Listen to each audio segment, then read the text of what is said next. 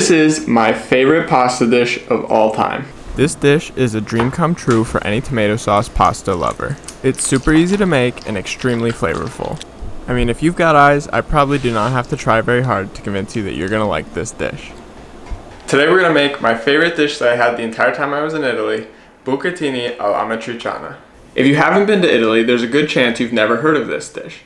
But let me tell you, you've been missing out, and you can make this super easily at home. When I was in college, I actually studied abroad in Italy. I studied in Florence for about 3.5 months, and I stayed with a host family while I was there. It was a really fun experience, and I got to try some really good, authentic food. One of my favorite dishes that I had the entire time I was there was Bucatini All'Amatriciana. This dish is super simple, and we're going to break down the name so you can understand exactly what it is. So, the name, Bucatini All'Amatriciana. The bucatini part of the name refers to the noodles itself. The noodle is called bucatini, and the shape is basically a hollow spaghetti noodle. All'Amatriciana means from Amatrice, which is a village in Italy. So this is the bucatini that was made in Amatrice. Now, I realize I didn't really give you much information about what this pasta actually is. So the sauce is made with 3 main ingredients. Guanciale, which is cured pork cheek. Guanciale is very similar to bacon, it's very similar to pancetta, but it does have its differences.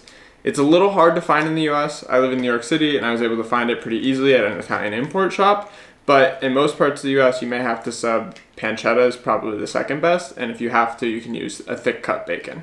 The other thing you're going to want to use is either Parmigiano Reggiano or Pecorino Romano.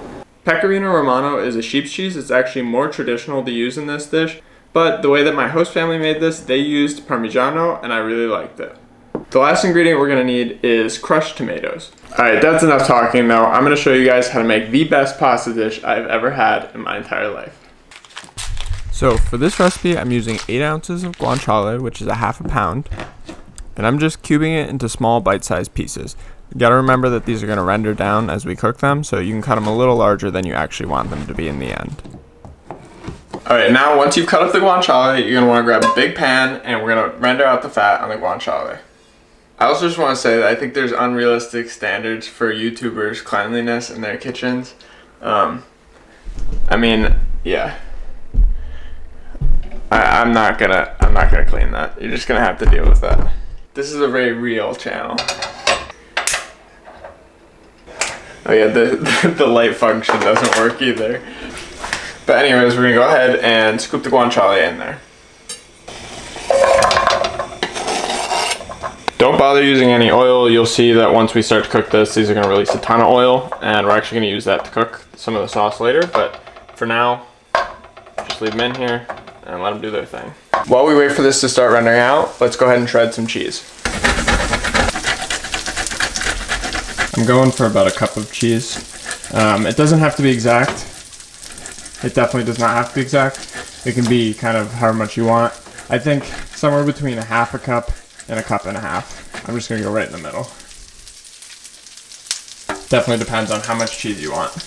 You can see already these are starting to release some fat, but they're gonna release a lot more as this goes on. I'm also just gonna go ahead and start boiling some water. And I ended up cooking the guanciale for probably about 20 minutes total, so be patient. Alright, you can see that most of the fat's rendered out. These are now nice and brown and crisp. So we're gonna scoop them out and then make sure you keep all the fat in the pan.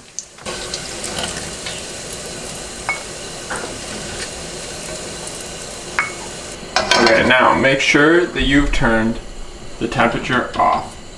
Make sure it's off, and you give it a minute to cool down before you try and add the tomatoes, otherwise you could cause like a splattery explosion. There we go. Hopefully I've waited long enough, let's see.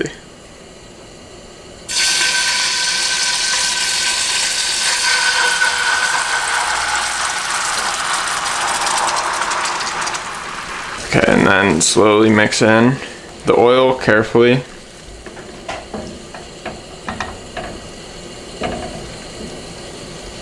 Once you get it mixed in, you can go ahead and turn the heat back on, but make sure you keep it on relatively low, medium low. Okay, now our water is boiling.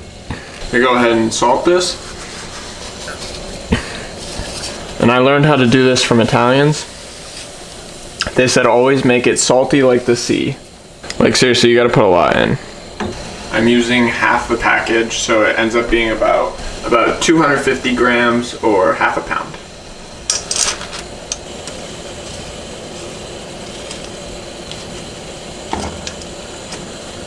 You're actually going to want to set the timer for a little bit less than whatever the al dente directions are on the box, because we're going to finish them in the sauce. So in my case, it said that cooking it to al dente would take 13 minutes. So I went ahead and set the timer for 12 minutes. I'm going to pull it out, strain it then, and then throw them into here. Okay, now that our pasta is boiling, I'm going to go ahead and throw in most of our cheese. I'm going to save a little bit just to top it off at the end, but go ahead and throw in the rest of this.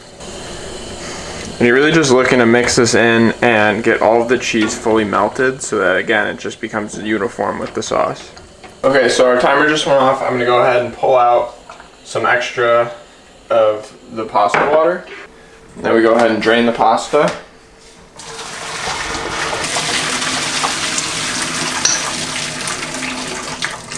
Okay, then we go ahead and add the pasta back in to our sauce. Now is also a good time to add some of the pasta water. I always like to start with just a little bit. Can add some more.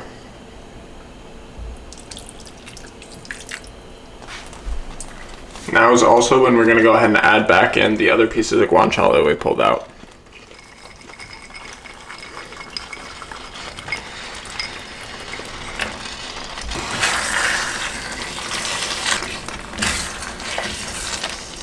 Now optionally, you can add a little bit of pepper.